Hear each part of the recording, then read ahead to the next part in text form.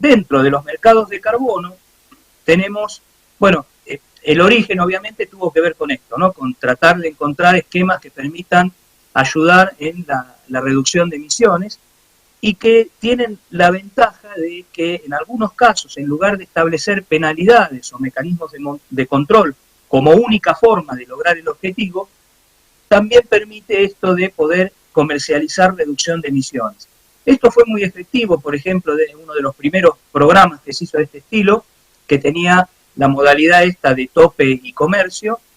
Se hizo en Estados Unidos, en lo que se conoce como el Acta de Aire Limpio, que fue una reglamentación que sacó el gobierno americano para combatir el problema de la lluvia ácida, o sea, las emisiones que tienen que ver con los compuestos sulfurados, particularmente con las deposiciones a través de la lluvia de óxidos de azufre. Y empezó siendo un programa que arrancó tibiamente, pero al poco tiempo alcanzó un nivel de reducciones mucho mayor que el que se había logrado con multas o penalidades o controles a las compañías que estaban generando este tipo de emisiones. Y que de algún modo también creció tanto que el valor de la comercialización de las unidades de estos óxidos de azufre que se podían intercambiar creció muchísimo, y eso dio también un auge muy fuerte de ese tipo de mercado. Bueno, ese mismo tipo de esquemas se copiaron a nivel internacional para los mercados de carbono, si bien el que le estaba mencionando no es un mercado de carbono, y que permite establecer como dos tipos de mercados, los que se conocen como mercados regulados o de cumplimiento, donde por ejemplo está el caso de la Convención de Cambio Climático, que tiene dentro del protocolo de Kioto y ahora también incorpora en el Acuerdo de París ciertos mecanismos de mercado, en regímenes que se lo llaman de cumplimiento regulados porque hay una autoridad supervisora que fijó determinadas pautas que hay que seguir con ciertas metas de cumplimiento, y los actores tienen que adecuarse a esos requerimientos una vez que son signatarios y ratifican, digamos, los compromisos de manera tal que asumen el compromiso, tanto internacional como nacionalmente lo tienen que ratificar en términos de una ley. También, como esquema, podemos mencionar el esquema de comercio de emisiones de la Unión Europea, esas son las siglas SEUE. La otra es Convención Marco de las Naciones Unidas sobre el Cambio Climático. El comercio de emisiones de la Unión Europea se creó para justamente cumplir con las metas del protocolo de Kioto, pero en forma conjunta para toda la Unión Europea, que dentro de las flexibilidades que dio el protocolo de Kioto para cumplir con las metas individuales que tenía cada uno de los países desarrollados, a los cuales se les había asignado unas cuotas de cumplimiento, permitía también lo que se conocía como un mecanismo burbuja, que determinados grupos de partes o países se agrupen y logren cumplir la meta en forma conjunta, de modo tal que tal vez independientemente cada uno de ellos redefinía su meta particular. Pero la meta conjunta tenía que ser lo mismo que la suma de las metas que originalmente tenía cada parte. Eso lo utilizó la Unión Europea y lo utilizó también para crear su esquema de comercio de emisiones. Entonces, de algún modo, combinó también mecanismos de penalidades y control, porque aquel que se excedía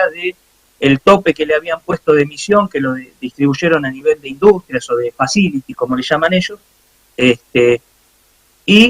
aquel que se excedía del tope tenía una multa. El que no quería pagar la multa podía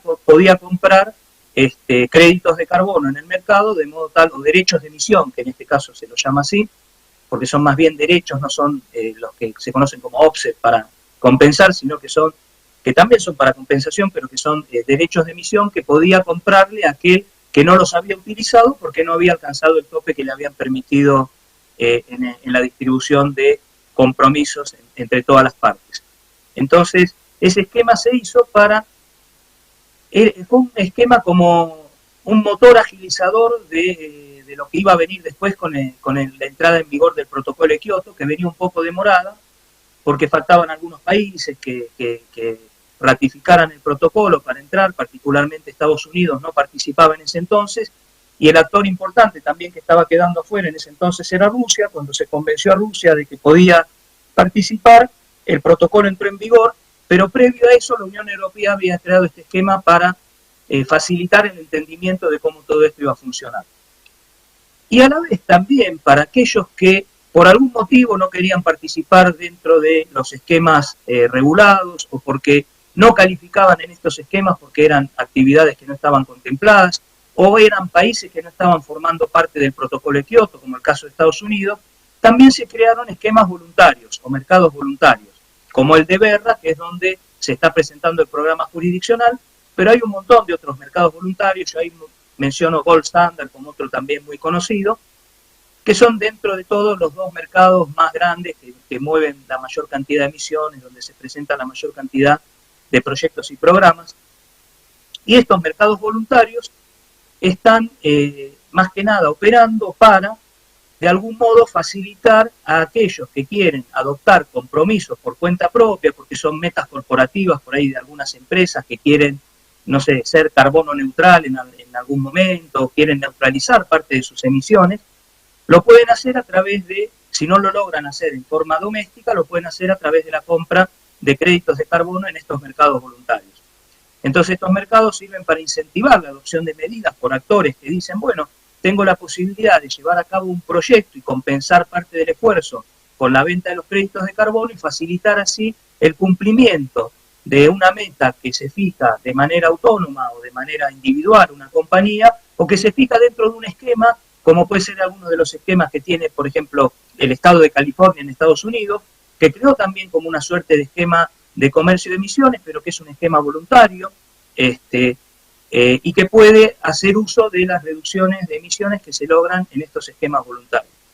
y que tienen el objetivo de compensar emisiones esencialmente. Desde el lado de los programas de cumplimiento, el objetivo más que nada es flexibilizar el cumplimiento y reducir el costo conjunto para alcanzar las metas de mitigación, como había mencionado en la diapositiva anterior. Acá les muestro simplemente un pantallazo nada más. Esto está tomado de un reporte reciente del Banco Mundial, donde nos muestra dónde a nivel mundial se han creado ciertos esquemas de comercio de emisiones, estos mecanismos de tope y comercio, países donde hay impuesto al carbono, países donde hay las dos cosas, o países donde se están desarrollando algunos de los dos esquemas o los dos esquemas simultáneamente. Entonces, los distintos colores tienen que ver con esas cuestiones, particularmente los colores rojo fuerte tienen que ver con aquellos países o estados donde ya hay vigentes esquemas de comercio de emisión o de mecanismos de tope y comercio. Los azules oscuros, ustedes por ahí lo están viendo más casi un color negro, son lugares donde hay impuesto al carbono como única esquema que está vigente, y después los otros, los que son medio anaranjados, es donde algún esquema de impuesto al carbono o de comercio de emisiones está en vías de implementación, ya está programado y está en vías de implementación, y después hay otros que, bueno, que tienen implementación de algunos de los dos, que son todos los demás. Pero como pueden ver, esto está muy distribuido y esparcido a nivel mundial, sin dejar de tener en cuenta también lo que sería el esquema que está inmerso dentro de la Convención de Cambio Climático, que nuclea a todos los países de las Naciones Unidas. Entonces, cuando uno quiere participar de un mercado de carbono, digamos, sea una empresa o un país que lo está haciendo, tiene que hacerlo a través de la implementación de medidas de mitigación. Lo que se va a reconocer es la reducción de emisiones a través de alguna actividad, que puede ser una actividad de proyecto, un programa, o las actividades propias que tienen que ver con aquel que no alcanzó el tope y le quedaron derechos de emisión para comercializar. Pero para los que entran dentro de los esquemas de mecanismos de proyectos o programas, que lo que mencioné anteriormente no necesariamente es el que es de tope y comercio, sino que es aquellos que lo hacen, por ejemplo, de manera voluntaria para cumplir con una meta corporativa, necesitan presentar una actividad concreta. Y esas actividades pueden ser del tipo de las que reducen emisiones por fuentes, como pueden ser todos los proyectos que se inscriben dentro del sector energético, procesos industriales, en minería, transporte, en la gestión de residuos, en el área de construcción, donde, por ejemplo, un proyecto energético podría ser el sustituir un combustible, carbón, por un combustible no fósil, o un combustible fósil de menor intensidad de emisiones de carbono, como podría ser reemplazar carbón por gas natural, o podría ser un proyecto que hace más eficiente el consumo de energía, o podría ser un proyecto que utiliza biomasa para generar energía o genera energía renovable para la red a través de energía solar, eólica, etcétera. Ese tipo de proyectos calificarían dentro de estos esquemas. Después hay que ver cada mercado en particular, cuáles se admite y cuáles no, porque eso también hay reglas que se van adaptando con el paso del tiempo y algunos esquemas dejan de admitir determinado tipo de actividades, pero claramente uno tiene que presentar algo que genere una mejora y que represente un esfuerzo adicional a lo que hubiera hecho de todos modos, ¿no? Cuando se reconoce algo de este estilo, es lo que va más allá de lo que se hubiera hecho de todos modos. De algún modo es el propio mercado de carbono el que incentivó que la actividad se desarrolle. Por otro lado, tenemos proyectos de otro tipo de sector, que es el que involucra las actividades agrícola-ganaderas, las actividades de manejo de bosques, pastizales, humedales, etcétera, que suelen ser más proyectos que pueden tener también una componente de reducción de emisiones por ciertas fuentes, pero también tienen captura de carbono por sumideros y emisiones evitadas por conservación de stock de carbono. Esto que mencionaba Silvia en la presentación anterior, en el caso de los proyectos del área forestal, que incluye particularmente a los proyectos RED, o sea, los de deforestación y degradación evitada, es importante tener en cuenta que lo que se reconoce no es el stock de carbono en sí mismo que tiene el bosque nativo del cual uno es propietario, sino que lo que importa ahí es cómo se evita o cómo se logra controlar los cambios de stock y sobre todo aquellos que irían en sentido contrario a lo que se pretende como mitigación del calentamiento global, es decir, conservar el stock de un bosque nativo que se está deforestando, degradando, es una actividad que puede ser reconocida porque uno lo que está evitando es el cambio de stock que ocurriría si la actividad de deforestación o degradación continúa. Por lo tanto, el stock original iría disminuyendo con la actividad de deforestación y degradación. Entonces, se reconoce las emisiones evitadas por tomar medidas para controlar la deforestación y la degradación. Y por otro lado, también podría haber otro tipo de proyectos que no forman parte del programa jurisdiccional que nos compete, pero que también es interesante nombrar dentro del sector forestal, que son los proyectos de, por ejemplo, forestación o reforestación de un área que no tiene bosque. En ese caso, lo que se reconoce es la captura de carbono cuando los árboles crecen y van tomando carbono atmosférico a través del proceso de fotosíntesis. Entonces, en ese caso también hay un reconocimiento por la captura de carbono que va logrando el bosque cultivado a lo largo del tiempo. Disculpe, perdón.